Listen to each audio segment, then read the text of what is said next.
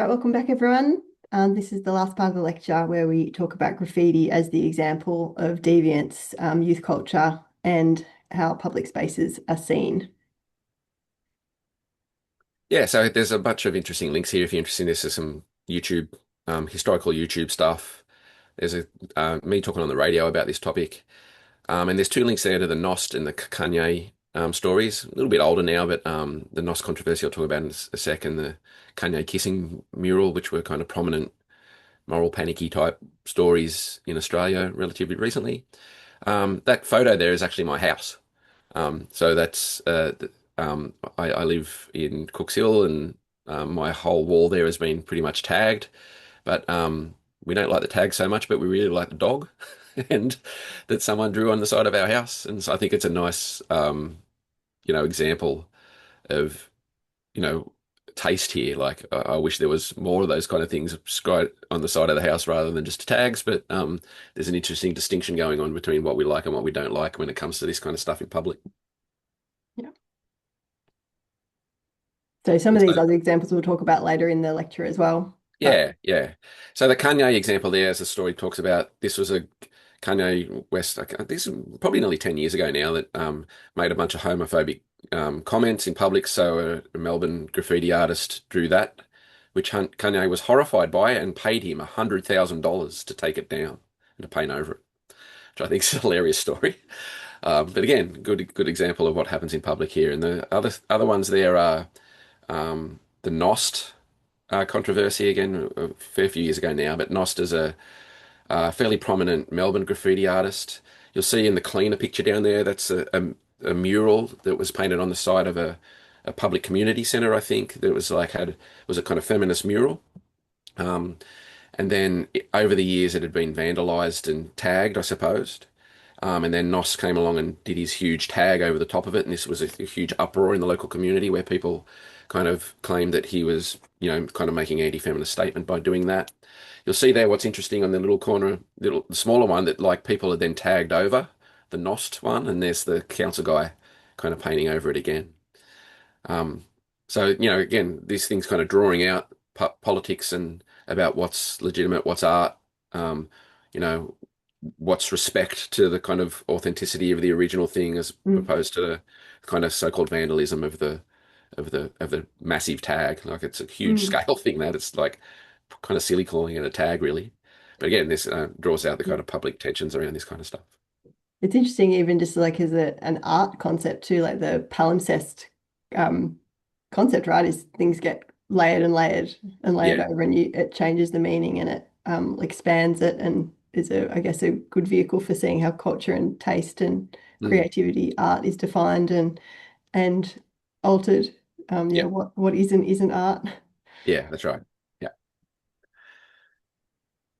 Yeah, and so there's been quite a bit of sociological and cultural studies kind of work about graffiti and tagging. And in the course, originally we had this article. I know it's been updated now, but it was a chapter out of Kevin MacDonald's amazing book called Struggles for Subjectivity, where he spent some time with different kind of groups of marginalized youth, and this was a group of taggers that he spent some time with. I still recommend this chapter to read if you want to kind of get a everyday sociological understanding, an ethnographic understanding of the meaning around this, and you know um, what happens if you stop putting up your tag. These young people in say you'll be forgotten.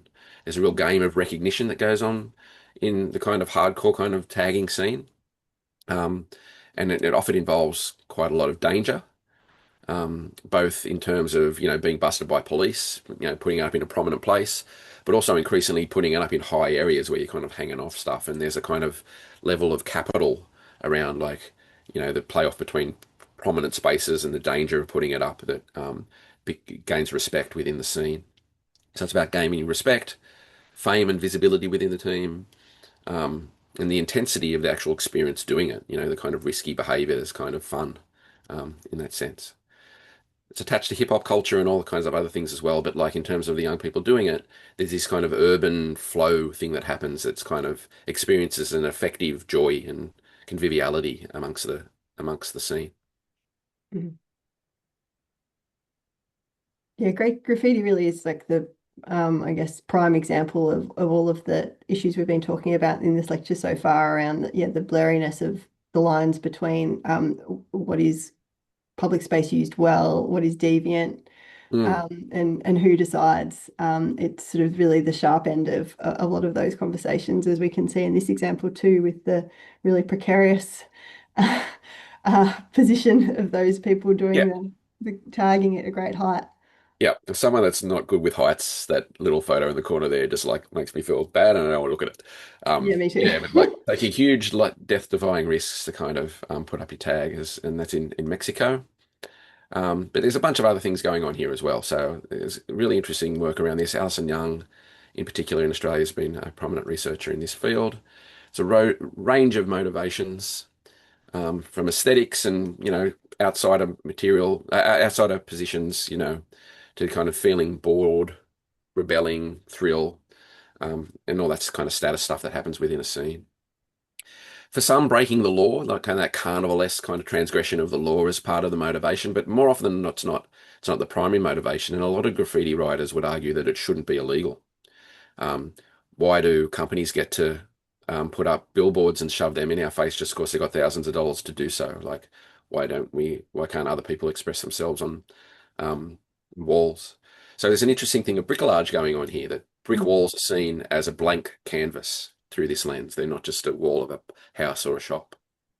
mm, And that, like, the wall facing outwards is therefore not private property in that sense. It's like we're all seeing it and it's part of our aesthetic everyday existence. So why shouldn't it be taken advantage of? mm, So again, there's really interesting things, I think, of kind of making the normal look strange happening in these examples. What is the difference between graffiti and billboards? Essentially, some people have money to be able to, you know, put their opinion or put their product there. Why would we want to live in a society where the only people that can express themselves in public space are the ones with the economic capital to do it? mm, So I think this is again a really interesting political relationship between authenticity, between consumption and production, between um, conformism and creativity. mm. Even more so when it comes to, what is the line between art and graffiti and cooptation? That's right. And so like we were talking about some earlier examples, how cutting edge, spectacular kind of symbolic forms of subcultural resistance get co-opted into the mainstream. And so you see the kind of graffiti aesthetic here is kind of dragged into, mainstream politics, and the Shepard Fairey examples are a really good example of that. Um, Become kind of million-dollar industries. And this is one of Um, the links that you gave in the earlier slides to this particular yeah, video. I think there's a little doco there. Yeah.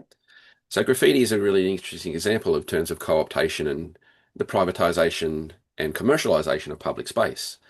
A city like Melbourne now kind of sells itself in terms of its graffiti lanes and stuff like that. Hmm. Again, what happens in that space is really interesting too. Like, people are paid to do it. There's kind of school programs to do it. Real, authentic graffiti taggers don't necessarily like that place, and often will go in there and tag over the stuff they see as being kind of overly commercial or whatever. So again, there's an everyday politics that's happening in that place. What was once symbolic resistance is co-opted into kind of selling tourism, and then the original kind of inhabitants of that practice rebel against it by, again, inverted commas, vandalizing it, but like actually doing the thing they were doing to begin with that's been co-opted. So again, there's a kind of recursive thing that happens in this kind of stuff. And you can see the aesthetics of graffiti art are pretty much just normalized now in advertising aesthetics. Even chalkboard menus and stuff like that, like stencil art and all this kind of stuff is just increasingly the norm. Mm. Yeah. So it's interesting here. There's a kind of class thing going on in this kind of stuff where can you just go back? Yeah. Where the in public space, um, if it's done by vandals, it's bad, but if it's in a gallery selected by experts, it's good. And kind of the tensions between those extremes are kind of constantly happening in these forms of artistic expression. Yeah, and in a similar way that the legitimation of billboard advertising is decided by more powerful forces. Mm, And yeah, questions of legitimacy, authenticity, power, marginalization, all of these dynamics kind of you can see through these examples of graffiti in public space in particular. Yeah, that's right. Such a Yeah. great sociological example and or case study. It always is. Mm. Yeah, yeah, yeah. And the Banksy is obviously the most prominent, celebrity kind of example. I mean, they're claiming now that he's been kind of unmasked and people know who he is, but it's still kind of debated who he is. But like, he's definitely the most prominent, very famous artworks. Again, you can see the two cops kissing here, which I think the Kanye one is kind of almost a parody of as well. Mm. Um, Banksy made Replicable, his name definitely. as kind of in Bristol, putting up things, and then actually in a kind of stunt went into a prominent gallery. I'm not sure which one it was, one of the big mainstream galleries in London, and put up his own artwork, and it was up there for a few hours and became a kind of famous stunt. Was taken down very quickly. Years later, when Banksy's becomes famous, ironically, it's been put back up now, and it's actually seen as a kind of legitimate piece of art. So again, a good example of the kind of institutional definitions of, you know, who gets to define what's deviant and not. Mm. He came in and essentially vandalized the space, and then as he becomes one of the most prominent artists of the world, it's kind of put back in there, and now it's worth millions of dollars. Mm. Um, and his own kind of documentary and work around this kind of plays with that kind of stuff. It's interesting the exit through the gift shop thing. I mean, if you go to London, you go to any markets, there's literally like rows and rows of Banksy postcards and things to buy, and he doesn't charge anyone for that. But it's also ironic in this sense that like buying a Banksy postcard now is a kind of key tourist act that people Mm. kind of consume. So again, you can see the the the the process of co-optation there. And Yeah. the other thing about Banksy too is like how much is his art really just preaching to the converted of kind of middle class lefties that kind of get off on the message, but you know doesn't necessarily make a lot of difference, I suppose. So again, I would debate that. I think he's created a lot of exposed a lot of things to people that maybe not understand some of the politics of things that he's addressed in the past, particularly around Palestine and the incredible dismal land thing that he did a few years ago, where he kind of took over this space and made a um, like an amusement park that was people experienced in got to experience various aspects of the politics that Banksy is interested in there. So again, the effectiveness of what he does, I think again is a very interesting thing to look at through a sociological lens. Mm. Yeah, absolutely. And this is the last slide. Yeah, and I think again, a nice little kind of parody here where people don't like tags, they don't see them as artistic, but like someone here in a kind of example of culture jamming has kind of put up a museum like label and Yeah, yeah, description of descriptive. It. to legitimate it, what is clearly just a random tag, but has kind of given it the Yeah, air of and the actual material legitimacy of having a description with the title and a year and a in all that kind of floral descriptive language, like a wine label or like a yeah, piece of art in a yeah. And gallery. for me, this takes the piss out of museums. Mm. It's not really taking the piss out of the tagging. It's Yeah. like pointing out the absurdity of how, um, within the walls of a museum, curated by so-called experts, things can be art, but outside of those confines, they're vandalism or whatever. So, Yeah. yeah, again, I think this is a good example to kind of touch upon who has the power to label and who doesn't. Yeah, exactly. Well, thanks very much, Steve. And that's it for this week's lecture. And yeah, we'll see you next time. Thank you. Thanks.